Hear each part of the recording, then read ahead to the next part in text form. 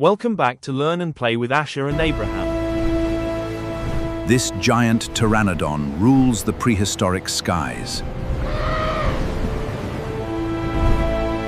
Imagine looking up at the sky 85 million years ago.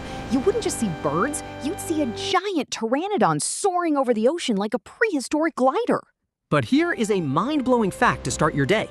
Even though they lived at the same time as the T-Rex, pterosaurs were not dinosaurs. They were flying reptiles. Think of them as the dinosaurs' very talented aerial cousins. Today, we are breaking down why these ancient pilots were so incredibly cool.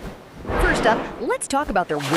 Dinosaurs had legs built for walking, but pterosaurs completely re-engineered their bodies for the sky. Unlike birds, their wings weren't covered in feathers. Instead, they had a super long fourth finger, essentially a giant pinky finger. It stretched out to hold up a thin, flexible sheet of skin and muscle. Talk about a strong finger game. The superstar of the family is the Pteranodon, pronounced Pteranodon. Its name literally means toothless wing. While earlier pterosaurs had sharp teeth for snapping up bugs, Pteranodon had a long, pointy beak with no teeth. But don't let the lack of teeth fool you. They were absolute giants. A large male could have a wingspan stretching 20 feet wide. That is literally as wide as a school bus. You can't talk about Pteranodon without mentioning that massive bony crest on the back of its head. For decades, scientists thought these acted like rudders on an airplane to help them steer. But after testing models in actual wind tunnels, it turns out they didn't help much with flying at all. Now, scientists think these crests were mostly for showing off. Much like a peacock's colorful tail, the biggest, coolest hats likely help them find mates or stand out in a crowd. So how did a creature that massive actually get off the ground? For a long time, it was a mystery, but new fossil studies prove pterosaurs were elite athletes.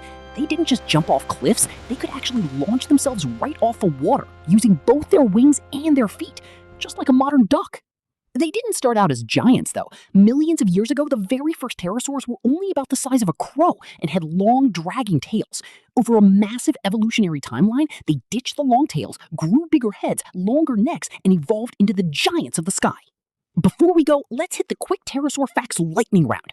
Favorite snack? Fish. They would dive bomb the ocean to scoop them right off the waves. The pterodactyl confusion? Most people call all of them pterodactyls, but that was actually a completely different, much smaller pterosaur that lived way before Pteranodon. Heavy or light? Despite their massive size, their bones were completely hollow and filled with air to keep them light enough to fly. All right, time to test your prehistoric knowledge with our trivia question of the day. What does the name Pteranodon actually mean? A. Giant pinky finger. B. Toothless wing. C. Ocean glider. Think you know the answer? Drop your guess in the comments below and subscribe for more awesome prehistoric facts.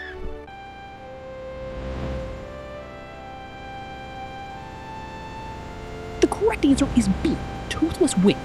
Please like, share, and subscribe. See you next time.